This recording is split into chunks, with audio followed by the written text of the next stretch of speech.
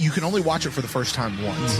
It'll be interesting to see what we catch and what we don't. This is our only first time. We know that it's a serialized show. Have you ever played the video game Mass Effect? Okay, Tolkien, chill Putting out. some little breadcrumbs. Jump Ray Chuckle Nugget. Question.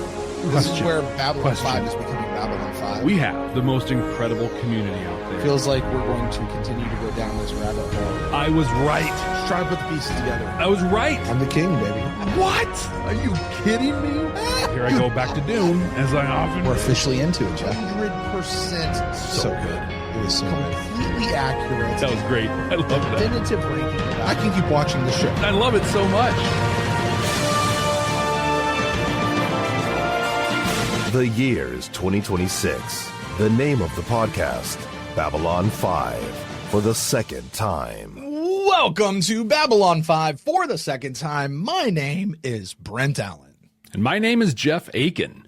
Brent and I used to be Star Trek podcasters, but then we watched Babylon 5 for the first time, and everything changed. So now, we're watching this incredible series for the second time, because Babylon 5 is a series that you get to watch for the first time twice.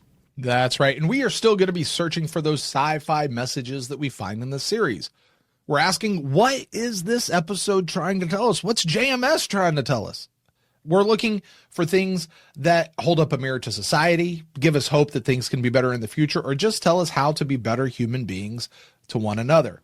Now, that being said, as Jeff mentioned earlier, this is our second time. We have been through this entire series before. We got to go through it spoiler-free the first time around. Thank you once again to the amazing people out there who put a bubble around us and kept us safe. That was amazing. And I got to tell you, that is the way to watch this show for the first time. So if you have never seen this show, I would never do this otherwise. Stop listening to us right now. Well, don't stop listening to us. Stop listening to this episode and go back and join us for our first watch where everything was spoiler-free. And then once you've made it through the show yourself, catch back up with us here. Because from this point forward, everything is fair game for Jeff and I to talk about. Everything is full of spoilers. Anything from any point in the timeline, any point in the universe, in universe, out of universe, conventions, books, everything is fair game for Jeff and I to talk about. So please be warned, this is your one and only and final spoiler warning. This week, Brent, we're watching Rumors, Bargains, and Lies. When we watched this for the first time, we played a game where we predicted what each episode was going to be about based on the title alone, and I really dug deep for mine. I said, this is going to be like Delenn on Minbar doing all the politics stuff, addressing the rumors, making bargains, and probably making lies as well. Wow. Yeah. I just said the thing for the thing. You did. What did you predict for it? Not that. In fact, I did probably, Jeff, I don't actually remember this prediction. I am pretty sure we caught some probably bad emails after this prediction. You think? Oh, yeah. Yeah, because what I basically said was, I said, this is JMS ripping off a Star Trek episode. Uh-oh. And I'm not really sure which one came first, but basically this was their version of In the Pale Moonlight from Deep Space Nine, which is basically Sheridan is up to some shenanigans, probably doing something super shady for the purpose of forming an alliance, because we know, and we really got the idea, he's forming a new alliance of various cultures and worlds and things like that to start this thing. And so it was him having to do something that was very out of character in order to make this happen is basically what basically he's Ben Sisko. Yeah, that's what I said. I couldn't imagine that possibly spurring any upset emails. It honestly, it irritates me sitting here now looking back at that prediction. Like, I want to slap past me, be like, why? This is not Star Trek. Stop it, Brent. I love those moments when we get mad at ourselves like so many other people did the first time around. Right. Brent, we have a recap of the things we said the first time. What do you say we watch that and see if we get upset with ourselves again? Let's do it. Previously on Babylon 5 for the first time. Rumors, Bargains, and Lies. Sheridan's got to bring people in to the Alliance. My favorite moment was just when all those League guys are outside and Franklin comes running through. Maybe just send me a little more blood. In case. It's what I don't say and how I don't say it that's going to get people freaking out. I mean, this was great. The idea that he could put a thought into their head and make them think it was their own thought in order to accomplish his goal for what he needed. This is just seeing a fear and playing to that fear. You know what the fear was? It was FOMO. What are they getting over there? We're not getting. Right? Yeah, in this episode, we're told that the Minbari Civil War has started, but I can barely feel it. Remember when the Narn Centauri stuff started? Mm-hmm. I felt that. I don't really get the same sense that much is happening. All the pressure and tension between the casts is pretty much the same pressure and tension we've always had between the casts. What's new is the infighting within the casts, right? What I really saw was religious versus religious. So we've seen that, and then we saw it with the warrior cast. It's a civil war, but I don't think it's so much a civil war amongst the casts as it's been made out to be. Right. I feel like the Minbari stuff in this episode was meant specifically to set up at least the next episode. At first, I was like, Dylan's talking, and she's like, did I do this by breaking up the Great Council? And I'm sitting there going, yes, you did. Hello. This is your fault. This is what I said, last week, maybe 2 weeks ago? 2 weeks ago, yeah. You are the villain of the Babylon 5 universe. I think Naroon's playing his own game. I mean, he's playing double agent here. He's a triple agent. Either way, I think Naroon is kind of playing his own game. So Lanier, great Spock moment where he goes to sacrifice himself for the needs of the Midi. I was worried for a moment he was going to die. I was like, no, he's got to stick around. We can't lose Lanier. And we haven't even mentioned the worker class coming over yet and doing anything. You know what needs to happen is like the religious cast and the warrior cast need to like shove off, and the worker class just needs to be in charge for a while. Look at that. Also, you, said Delenn, is the villain of the series, not me.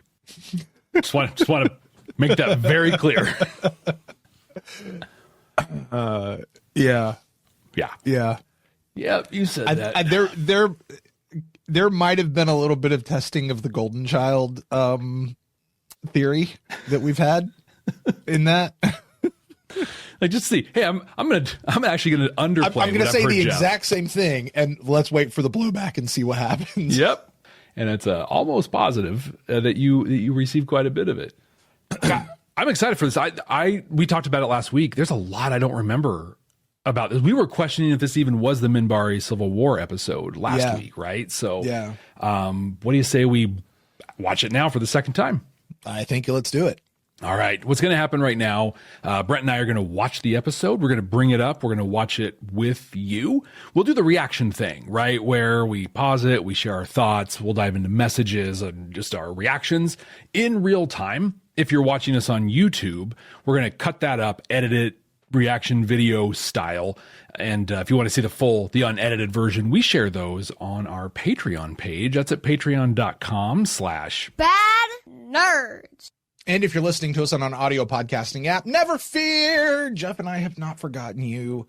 We're actually going to have the audio from the episode because Jeff and I are going to have those conversations that happen. We want you to be caught up with us. And then obviously we'll still have the podcasting side as soon as we're done listening to it on the back end. So Jeff, let's watch an episode. Let's do it.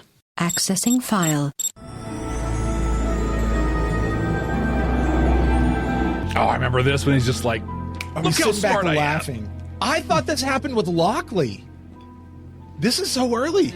Good morning, Captain. White Star ships along their borders as a peacekeeping force. Thanks for the recap. Right? Just in case we missed last time on Babylon 5. Hold on. Did you see the same thing I saw? Maybe. There it is. That?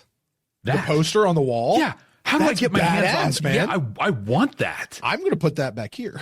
Does that exist somewhere? Like, hey, if anybody, like legit, if anybody knows where that graphic exists, because it's got to be somewhere. It has to be. I mean, that'd be a cool T-shirt, man. Like, holy smokes, dude. Sorry, nothing. He's got like an AirPod in right, one Jack. ear. I mean, getting them all on board is going to be a hard sell. You know, for most of them, listening to a Raiders and the podcast Droppers right now. Right. I mean, they really haven't. You know, it is kind of funny how, like, that's not uncommon now. What do you mean? Like now, if you see someone like at a cafe or somewhere and they're just kind of chuckling to themselves, you're like, oh yeah, they're probably listening to something. Right. But back then, it's like, what's wrong with this guy? Oh yeah, you're. I saw the movie Obsession that's out in theaters right now. Yeah. Highly recommend. Highly recommend. If you're into horror, stuff like that. Top notch. But there's this little scene where guys in the store trying to get some help and the girl's on a phone call in her AirPods and is having both conversations at the same time.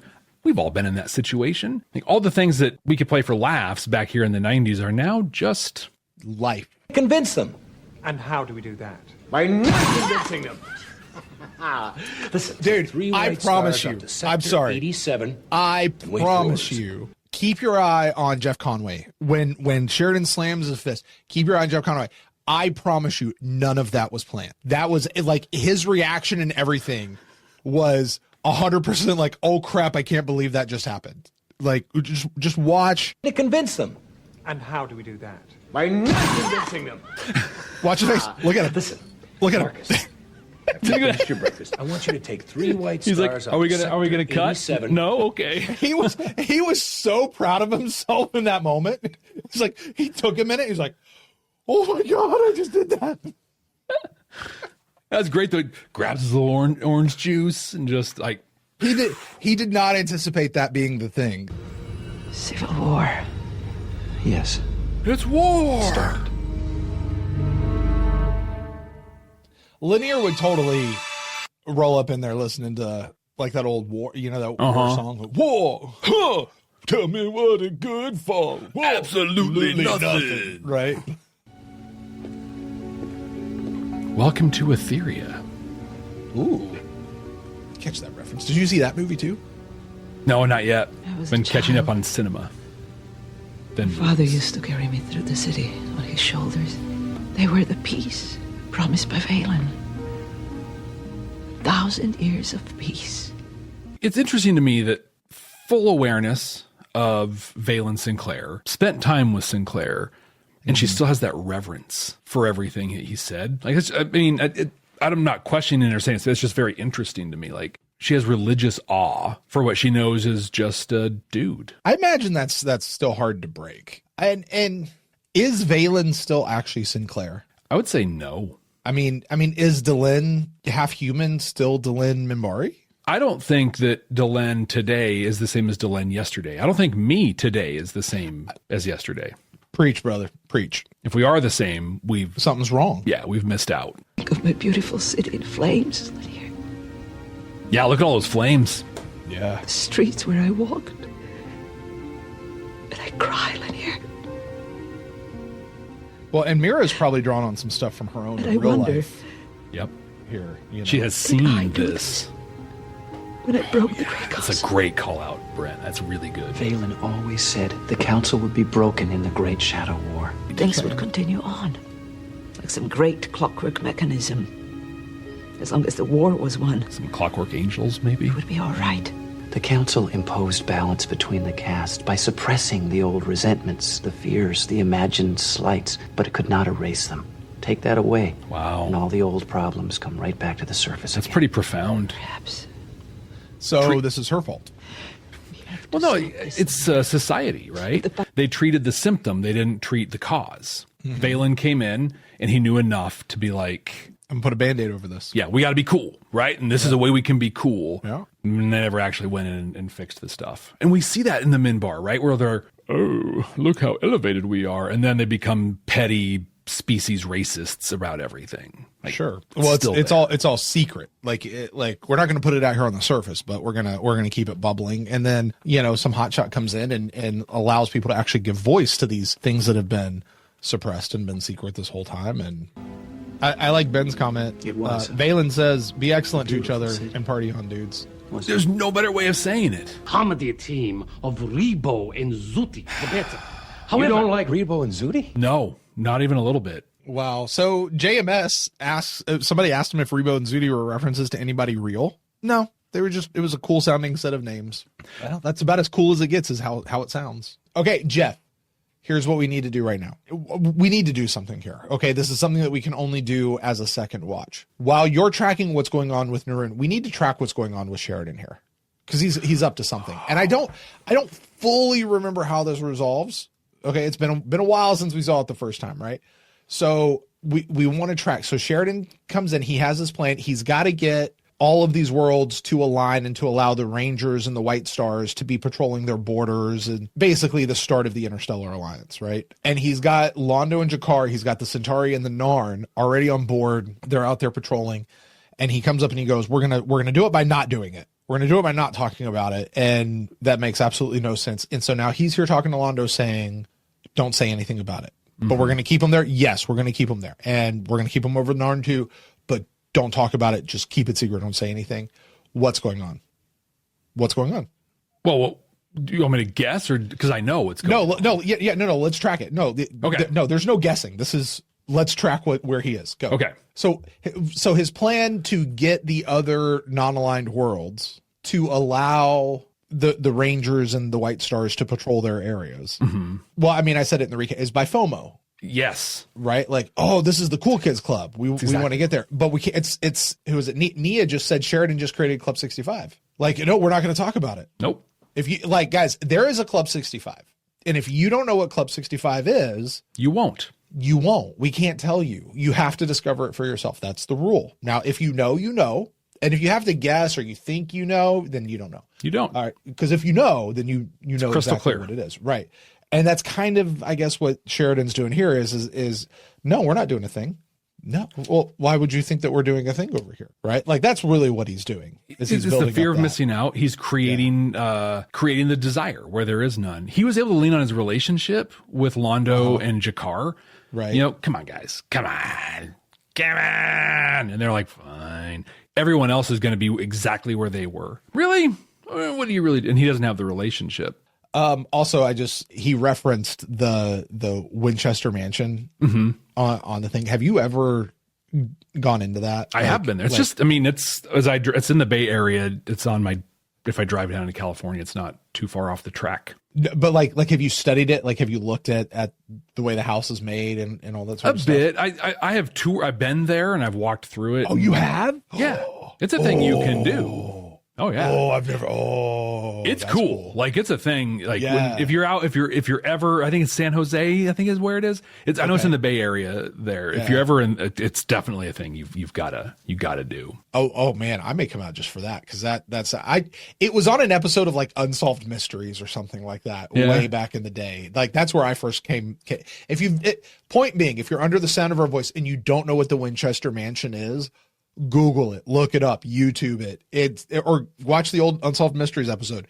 It's pretty fun. Like, it's an interesting deal. Anyway, on the way down, if you're driving from Portland like I am, and you get into Southern Oregon, there's a vortex that exists. Also, there's a handful of these places in the world where just the parallels and the whatever. But you actually, when you you're on a car on a hill and you put your car into neutral and you actually go up the hill. Ooh. It's not extreme, like it's, just a little bit of a thing, but it's pretty cool. Like, it's just part of, there's basically like just this drive off of the 5 where like just weird kind of supernaturally things, the vortex, Winchester House, there's a couple other little things too. Probably a big ball of twine or something like that. Big tree you can drive through. I've heard of that. We definitely want to do the sequoias. Is that what they're called? Yep. Yeah. It is amazing. All right, let's get back to this. He's looking good, man. Dude, yeah, exactly. They're just like, you know what you need? Facial hair. You need some you need some gel in your hair. Push it back. Now that you've been resurrected, now that you're back from the dead. They're hysterical. Trust me. Right? Nothing bad ever came from that. Right? Zoot.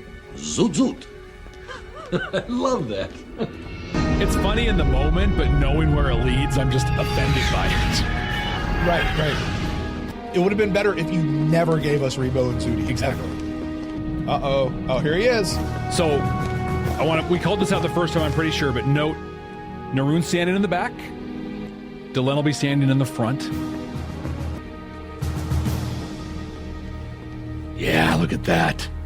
Hello, Naroon. Given the fighting that's going on back home, I should think you would be very worried to be alone with one of the warrior caste. I would.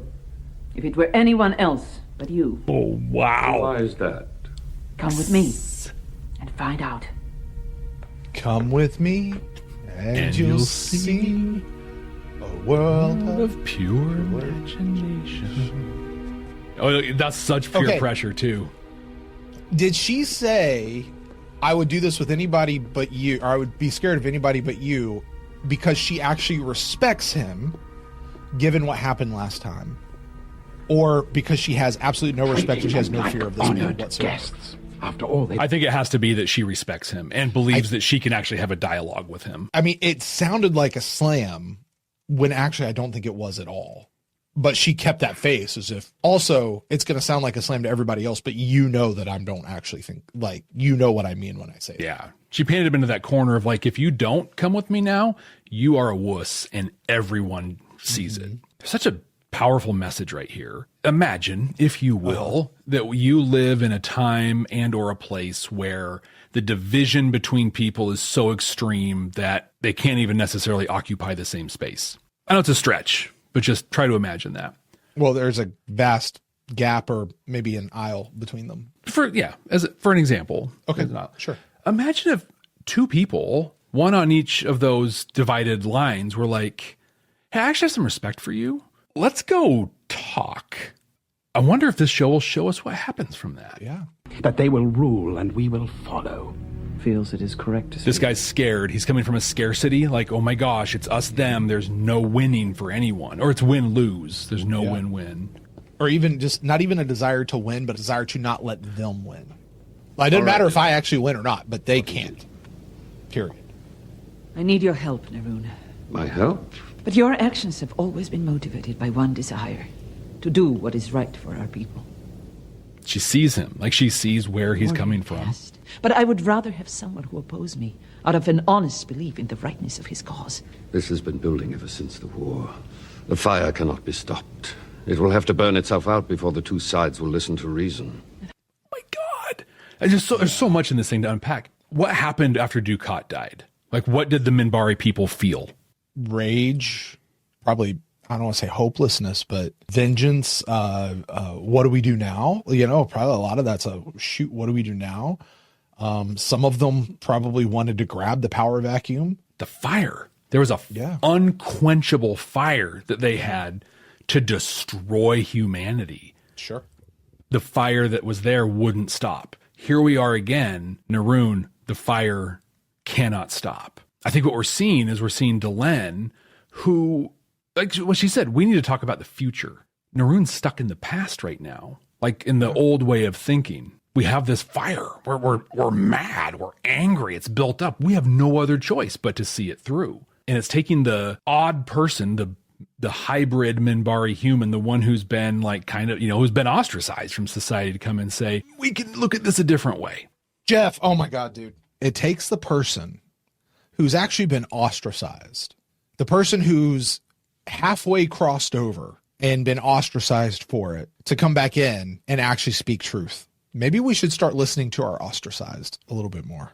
You think of the people that used to, this person was the greatest champion of X cause. Now they're not. They have been left out. They have been ostracized because of whatever reason. And actually they're the biggest truth tellers now. Interesting. But we are two against a world gone mad. Mad. That's what they called it with Dukat. Until we have madness. For that, I need your help.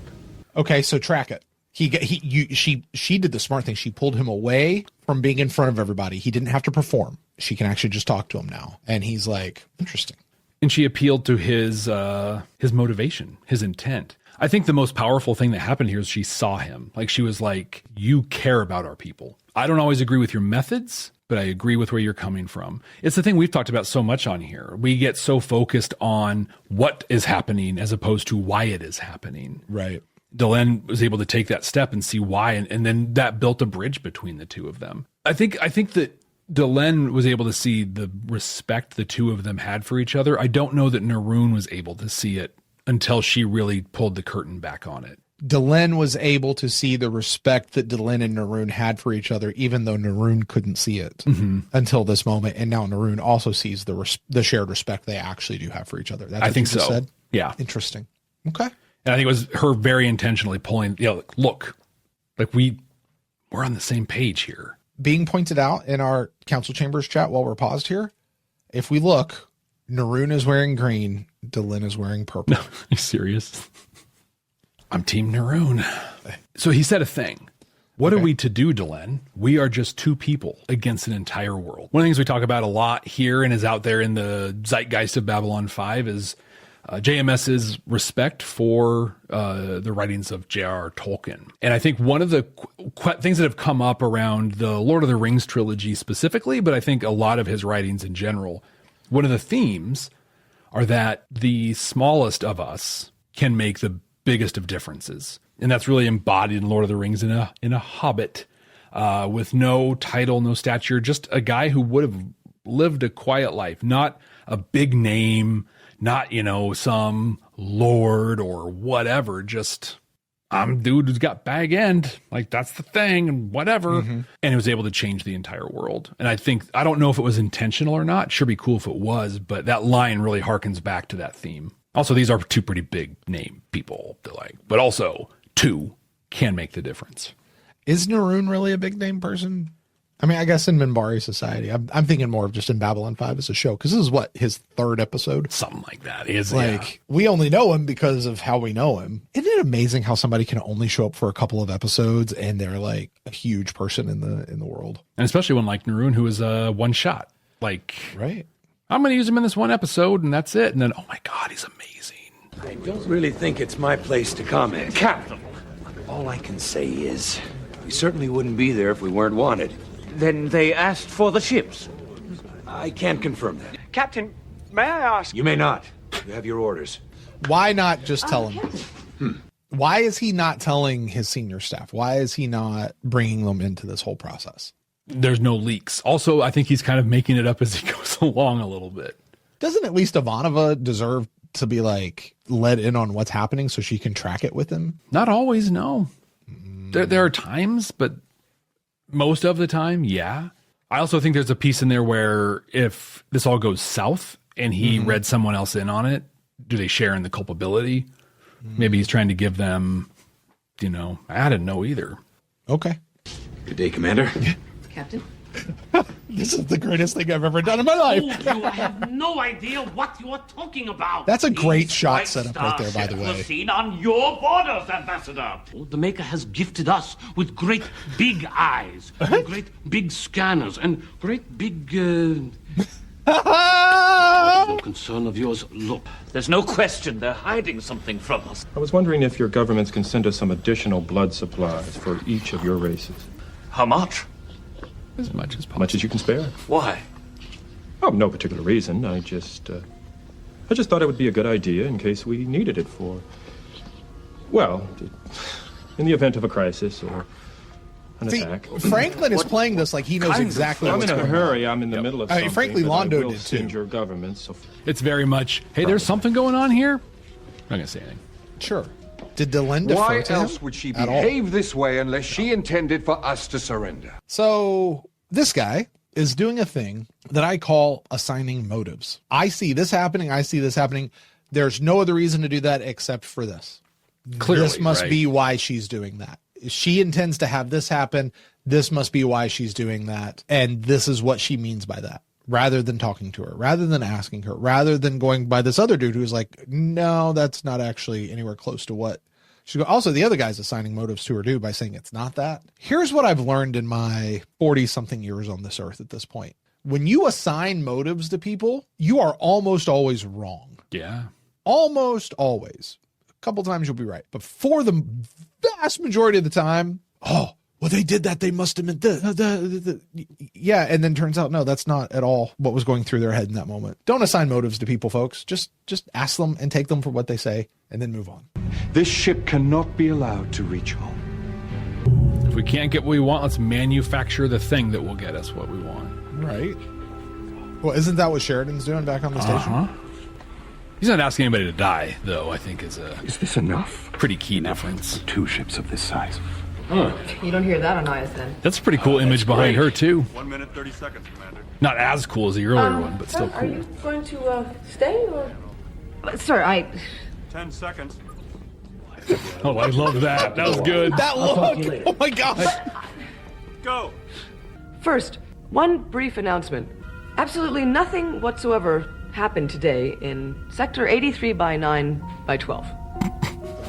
I repeat, nothing happened.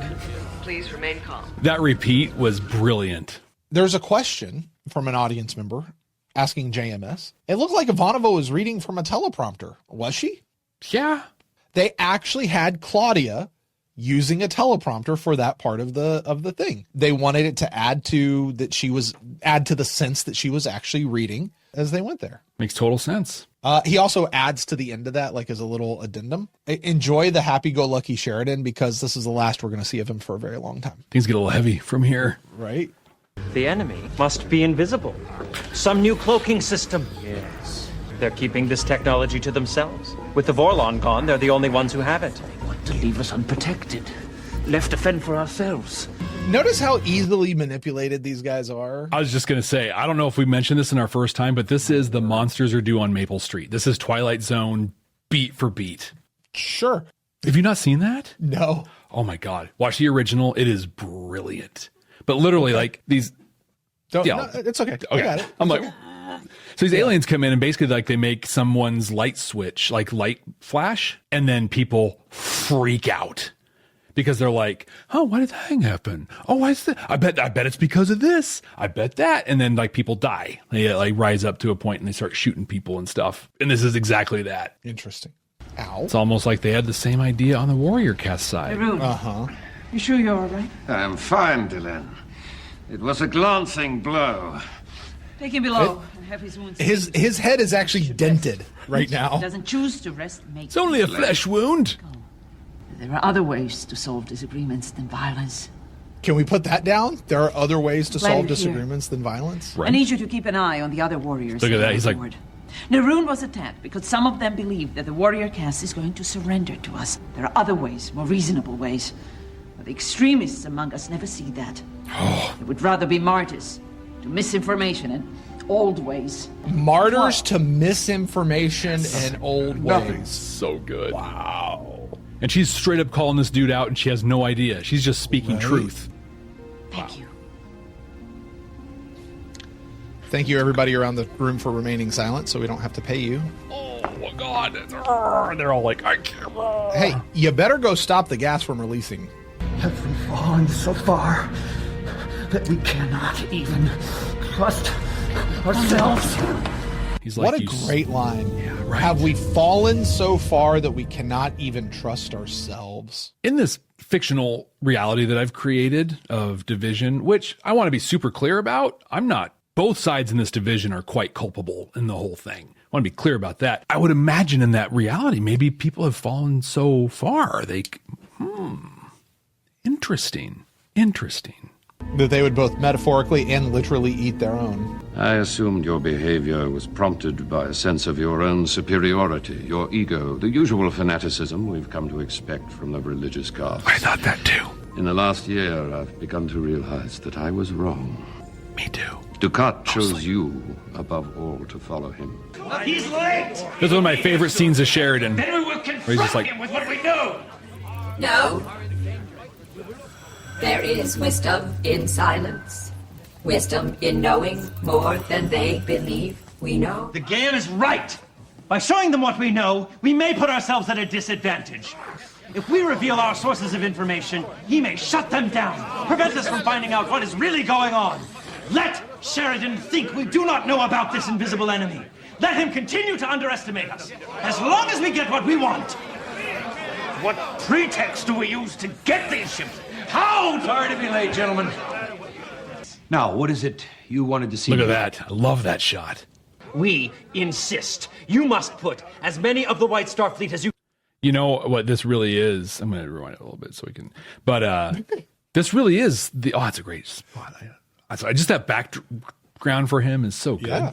This is a real glimpse into the Interstellar Alliance that we're going to see. Not only do all the non-aligned worlds kind of come together in a way, but Sheridan just tells them what to do and withholds all the information that he wants to withhold from them. Plop this in the middle of season 5 and it's just the ISA. This afternoon and delivered to each of you by the end of the day. Good. Thank you, Captain. You may go now. You may go now. Wow. The hubris. I remember in the first time what I said here. Yes! He should have said woohoo. Right? Hey, remember when Lanier almost died saving Londo? Yeah, they had to make the dummy of him because his real life father passed away and couldn't be around and whatnot. They had that dummy lay on a flat bed. Yeah. What an affront to the Minbari.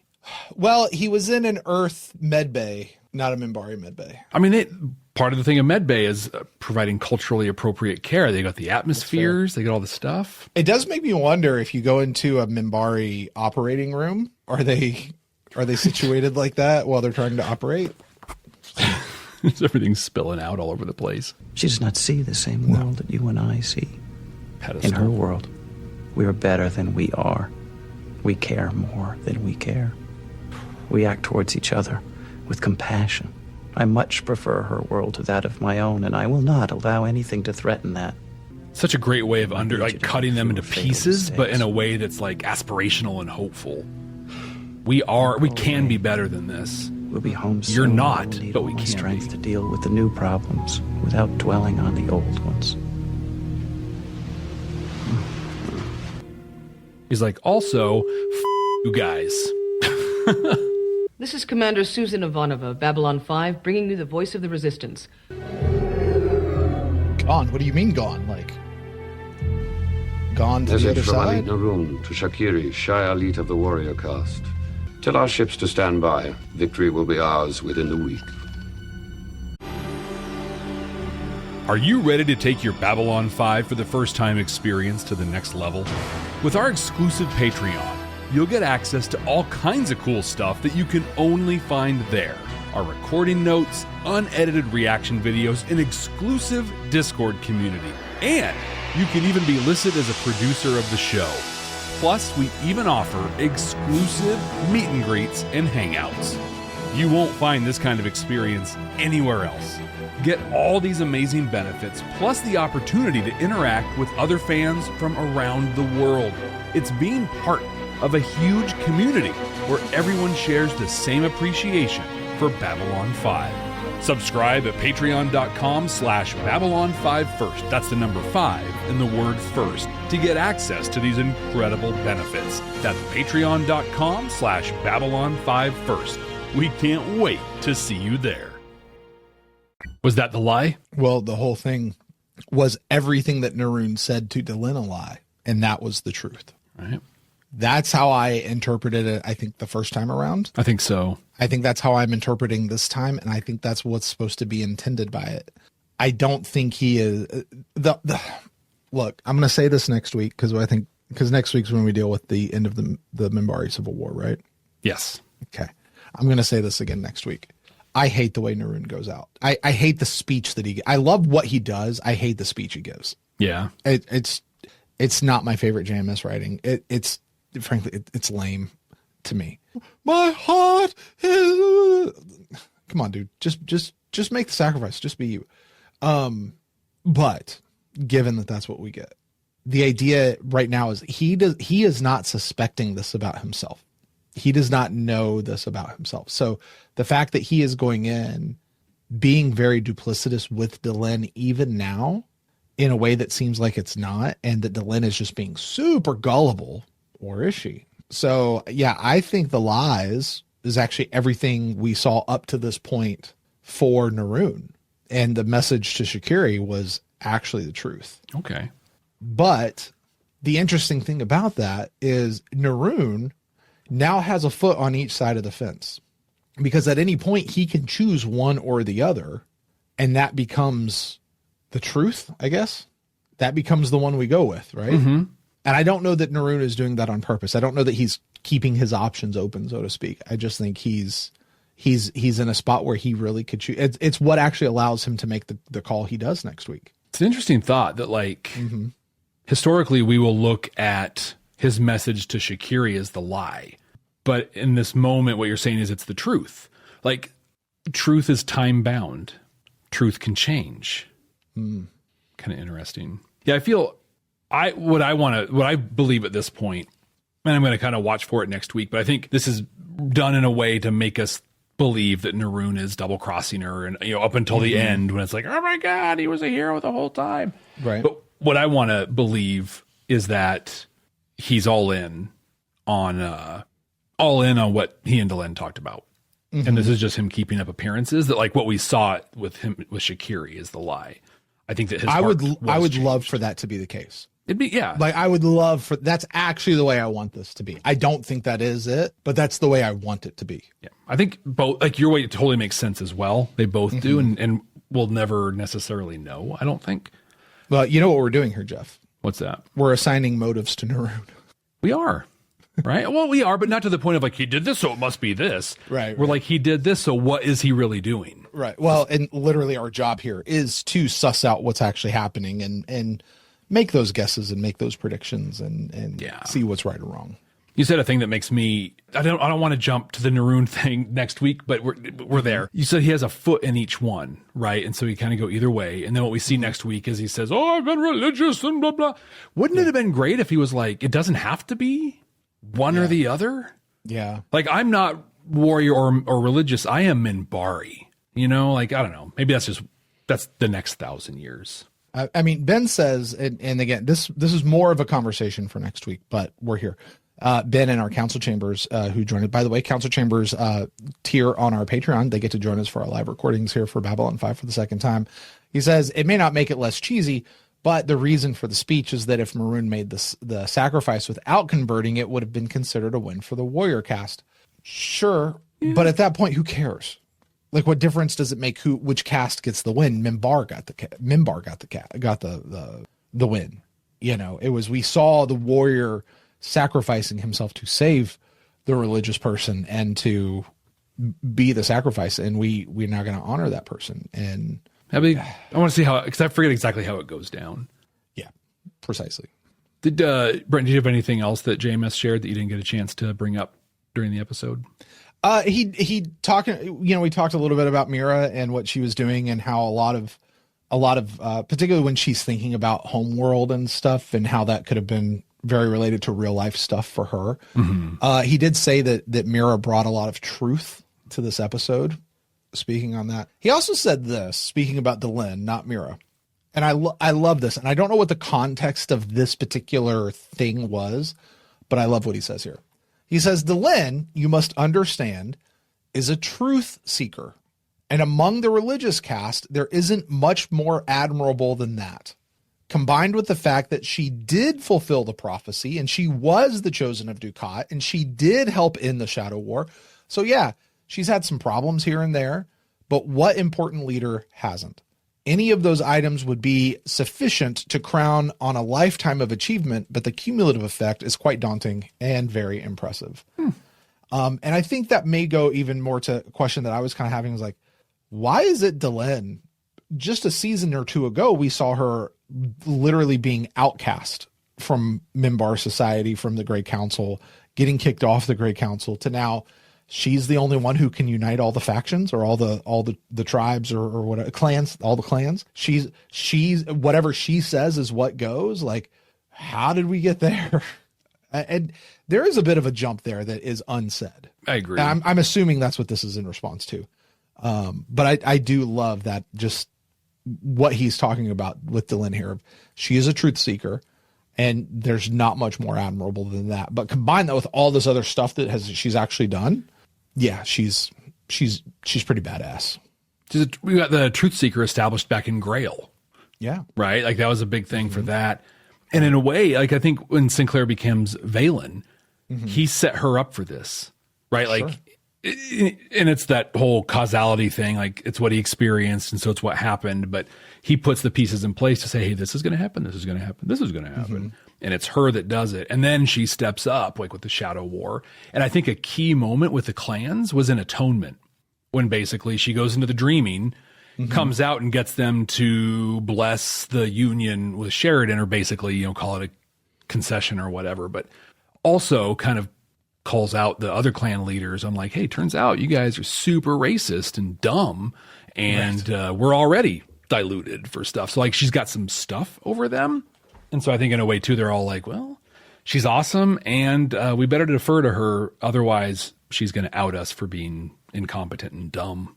Jeff, did you have anything else you wanted to talk about that you pulled out of this episode? No, I think we covered it all during the watch. I got one. Okay. One thing. And this is still kind of raw. It's not fully baked. It's not fully worded exactly how I'd want to say it just yet. But go with me on its infancy. Maybe you can help me shape it a little bit. This comes off of what what Lanier was saying about Delenn to the rest of that cast back there, right? And he's like, she sees the world as we should be. I would much rather live in that world. Like, she doesn't see it as it is, or she doesn't see it as you guys really are. She's like, that's the aim we should get to. And I kind of had this thought of, maybe we should elect as our leaders the people who see the world as it should be. And then I put, not so much as it is. We need people who see it as it is. We need reality type people. But we also really need people who can call us out to be better than we are. You know, like you have to have that. And the job of a leader is to go, hey, here's where we are and here's why we can't stay here. That over there is a good place to be, though. Let's go there and then work on how do we get to that point. But we have to have that person who is pointing to there, that person who's pointing the way. And we get very backwards when we swap that. But when you put the person who's going to tell us how to get somewhere before the person who tells us where to go.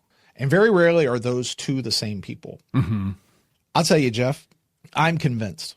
I'm utterly convinced. The best way, absolute best way to run a business is not with a president or a chairman of the board or a CEO, but is a two-headed monster, a two-person. You have a person who is that visionary, that creative person, that person who can give us ideas of where to go. And then you have to have right next to them the person who can figure out how to get there, the money person, the reality person. You've got to have both of those sides. And for no other organization can I point to for this than I can point to the Disney organization. Yep. And you've heard me say this before, but you know, when Disney started, there's a reason it was the Disney company. It wasn't the Walt Disney Company. It was the Disney Company because it was the Disney brothers. Mm-hmm. You had Walt, you had Roy. They were both equal in the company. Walt was the creative guy. He was the visionary. He was the one who wanted to go do stuff. Roy was the money man. He was the one who figured out how to get there, right? When Walt died and it just became Roy, and Walt pulled away from a lot of things in those latter years of his life, the company started going down. And the company almost died until in 1980 something, they hired not just a new CEO, but they hired a new person to go along with him, and Michael Eisner and a guy named Frank Wells. And they became that two-headed monster yet again and brought the company back out. And when Frank Wells unfortunately died, tragically died, and it was left to Mike Eisner, things kind of wallowed for quite a while. And we can talk about modern Disney history later, but in this situation, like, to have somebody who can be there as a person going, no, this is where we should, here's what, okay, I'm going to pick my own country because I'm here. Here's what America could be. This is where we could go. This is the promised land of what we could be. I think that's why a message about making America great resonates with so many people. Now, what is the definition of great? We can have a debate about that. But I think that's why that type of an idea resonates with so many people, because we want to get there. We're not there right now, and we want to get there. I have a whole episode of the Starfleet Leadership Academy on exactly this. Do you really? What episode is that? So it's one of the Star Trek Discovery episodes. I forget exactly which one. In it, I talk about enrolling others in your vision is the like, if you want to go on and search for it. You can look at that at jeffakin.com if you want to check it out, or anywhere you get your podcasts. What I talk about, one of the challenges of being that visionary leader is you have to live in two places at the same time. You literally have to exist in more than one place. I have to exist in that future state that I want to create. And this can be society, business, family, whatever. But I have to exist there. I have to know what it feels like, what it sounds like, smells like. I need to know it intimately, and I need to be able to describe it in a way that makes it alluring to people, or attractive. I also then have to live in the present, because I will never get people to come to this future if I'm not with them here. It's the whole meet them where they're at, kind of a trope. Go there and then talk about your vision, enroll people in it, share it. Also, adapt your vision as you learn more and hear from other people. Like no one single person is going to have the perfect idea. And it's just, it's how you do it. And I think one of the key differences between the leaders the elected leaders specifically that we've had for the last substantial amount of time, and this vision of a thing is that future state is clearly defined. I can tell you what it feels like, looks like, smells like, sounds like. I can tell you all those things because I'm there and I can make it what you want, and so then you also know when you've gotten there. The challenge as a leader is that's not mission accomplished, right? There's always the next and the next and the next, and you're always having to live in those spots. But to your point also, you need to have, and there's some stuff in the council chambers chat saying the same, the C-suite mentality that we have, a CEO, COO, CAO, CFO, ABC, FYG, XYZ, YYZ, all these things are built for that, but we've created a hierarchy out of it where, well, you have all these things, but this one is the one on top of everything. The CEO is still the top guy. Exactly. Right? There can be no top person. They have to be truly equal. Yeah. And that involves sharing power. And that's the thing that we're not super accustomed to doing. Awesome pull out of that. Well, Brent, this week, as we continue our years-long tradition of objectively ranking these episodes correctly, like the correct ranking of all of them, both the first time and the second time around, it is your turn this week to do that ranking. And I have no idea where to pull this one in. So I'm going to kind of pick a spot randomly and go up from there. I'm going to start at number 7. In 7, we've got Falling Toward Apotheosis. 6 is The Summoning. 5, The Hour of the Wolf. And 4, Whatever Happened to Mr. Garibaldi. And number 3, one we've brought up here, is Atonement. Brent, where does RBL lie in this ranking? I remember when we first went through Babylon 5 and we got into season 4, and my overall memory of the season is the first bunch of episodes, phenomenal. The last bunch of episodes, phenomenal. And then there's this middle ground where it just kind of like you knew pieces were getting put in place. Stuff was happening, but it also was very kind of, I don't want to say meh episodes, because that's not it at all. They're good episodes, but it's just it's not the push. And then people are like, oh, well, we can't have that every single episode. And you're right. You can't. You've got to have the episodes where you're moving the pieces and putting things around. And this is one of those episodes that really feels like things are happening. It's not a blow me out of the water type episode, but it's not a bad. I will watch this episode anytime it comes on. Super fun. Exactly. Mm-hmm. Right. Like I enjoyed myself watching this episode. So, but also I find that's true of pretty much most episodes in season 4. Right. Yeah. So where do we go? And I'm, we're at that spot in the season where I'm trying to remember what happens in each episode, like by the title, Yeah. So I'm looking here. I think you're in about the right spot. It just strikes me that those first 6 episodes are split right now. Like we got Into the Fire up front, we got The Long Night, but then it's split. Like there's Atonement, and then you have Whatever Happened to Mr. Garibaldi, you got Hour of the Wolf, then we have Summoning, and Falling Towards Apotheosis kicks down. You have Illusion of Truth. I really liked Illusion of Truth. Mm-hmm. I like Illusion of Truth a lot. I always have. I always liked that episode. That to me, I think, is where the line kind of draws. Mm-hmm. And I feel like I could put this anywhere in 5, 6, 7, or 8, and I'd be okay. Like it could go in any. It's in that realm of things where we are. So I'm going to stick it right in the middle, objectively right in the middle. This is going to become our new number 7. Okay, just because it falls in that range, right? And I think all of those episodes kind of that's just where we are. You move one up or down, okay.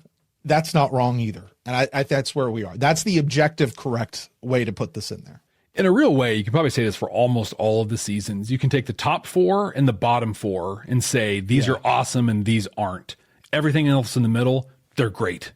Like awesome, great, and not so great. That's it. Yeah. Occasionally you have, that one was okay. That one was pretty good. I didn't hate it, but you know. A lot to tie the bow on Rumors, Bargains, and Lies, or RBL, as I probably should have came up with earlier. It's a lot easier to say. It's kind of like saying JMS. It's just easier. Just rolls off the tongue a little more smoothly. Right. Next week, we're watching Moments of Transition. It's where the Minbari Civil War wraps up. Do you remember what you thought about this one? Kind of what your overall feelings were? I remember being absolutely shocked that the entirety of a Minbari Civil War was reduced to 2 episodes. Like, because I thought this was going to go on. Because the way they set this up, we've been watching JMS for 3.5 seasons now. He does not do short little things. Like there was Voice in the Wilderness, there was War Without End. This does not feel like a part 1, part 2. This is effectively a part 1, part 2 for season 4. You know, we could turn around and record next week's episode right now and not miss a beat. But that's the biggest thing I remember being. I did mention earlier, I think what Naroon says is kind of cheesy, but what happens, how we get there, all of that sort of stuff, man, it's just excellent. And watching, because Delenn, after that is done, actually reforms the Grey Council into the new membership thing, right? That happens in this episode. Mm-hmm. It's brilliant. It's phenomenal. I remember our discussion that we had surrounding that about the idea that the military and the clergy of a society exist to serve the population, not to have the population serve them. And so often throughout human history, we flip those things on their head. Mm-hmm. And military and clergy account for maybe about 10, 15, maybe 20% of the total population. And so they shouldn't have equal weighting on the Grey Council. That actually is a mistake by Sinclair Valen. Mm-hmm. Shouldn't be like that. That's the Band-Aid we talked about earlier. Hey, this will just make things cool for a minute. That the idea that those powers should be subject to there's a concept, Jeff.